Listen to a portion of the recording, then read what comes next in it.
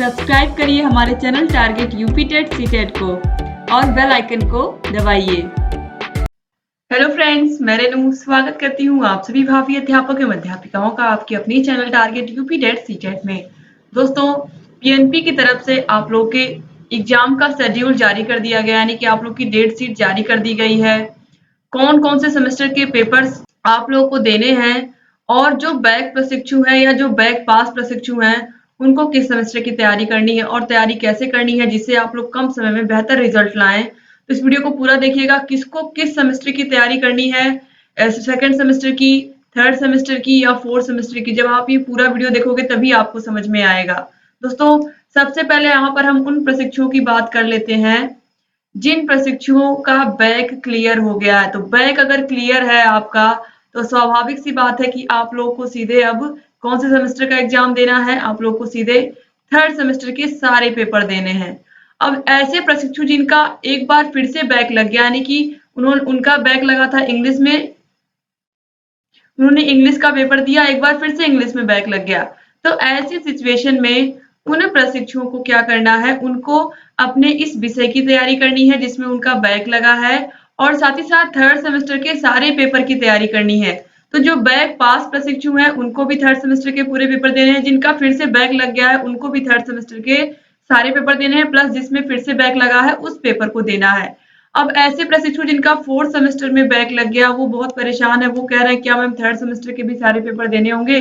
तो ऐसा बिल्कुल नहीं है। आप लोग थर्ड सेमेस्टर प्रमोट कर दिए गए थे, फिर आप फोर्थ सेमेस्टर में गए हो।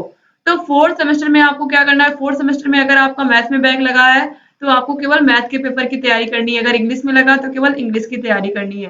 यानी कि फोर्थ सेमेस्टर में जिन प्रशिक्षुओं का बैक लगा सिर्फ और सिर्फ उसी विषय की तैयारी करनी है।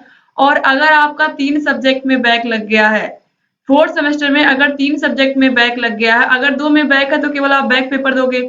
अगर 3 सब्जेक्ट में बैक लग गया है इसका मतलब फोर्थ सेमेस्टर के सारे पेपर आपको देने पड़ेंगे, सारे के सारे पेपर आपको फिर से देने पड़ेंगे फोर्थ सेमेस्टर के। तो यहाँ पर ये बहुत चैलेंजिंग है। इस तरीके से उम्मीद करती हूँ कि ऐसा किसी प्रशिक्षु के साथ नहीं हुआ होगा। दोस्तों, यहाँ पर आप देखिए आप लोगों को तैयारी कैसे करनी है। आप लोगों के पास समय बहुत कम है, आप लोगों को पता है हर एक सेमेस्टर में मैंने पूरी क्लासेस ली हैं। आप लोगों के पास जितना भी टाइम है आप लोग कम समय में कोशिश करिए कि सारी क्लासेस को भी आप लोग ले लीजिए। आप लोगों को नोट्स बनाने की जरूरत नहीं है क्योंकि टाइम बहुत कम है। तो बस आप क्या करिए, हर एक क्लास को अच्छे से, जिस तरीके से मैंने एक्सप्लेन करके समझाया है, सारे क्लासेस को अच्छे से पढ़ लीजिए। सारे के सारे सीरीज हमने सॉल्व करवा दी है, सीरीज को अच्छे से आप कोई भी काम करते रहिए, आप मोबाइल खोल के रख दीजिए, आप सुनते रहिए, आप घर का काम भी करते रहिए, सुनते रहिए। इससे आप लोगों को बेनिफिट भी होगा और आप लोगों के दिमाग में कुछ ना कुछ जाएगा थर्ड सेमेस्टर का, तो आपकी तैयारी भी बेहतर होगी। ऐसे ही फोर्थ सेमेस्टर के प्रशिक्षुओं से भी कहना है कि वो भी अपने विषय की तैयारी, कभी भी आपके पास जब भी टाइम हो दिन भर में, हर टाइम आपको बस केवल अपने एग्जाम के बारे में ही सोचना है।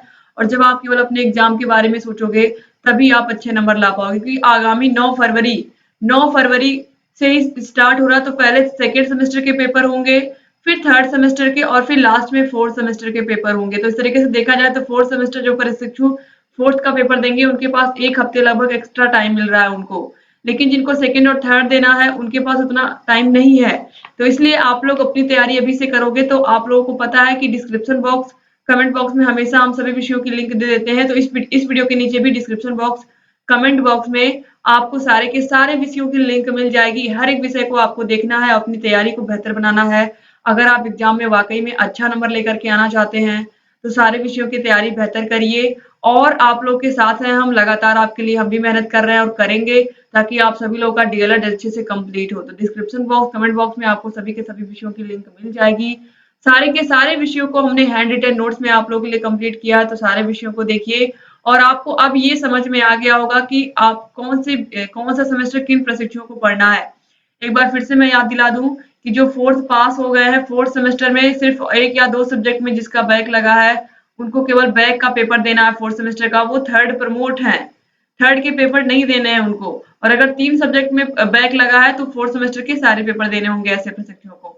और ऐसे प्रशिक्षु जिनका बैक क्लियर है उनको थर्ड सेमेस्टर के सारे पेपर देने हैं।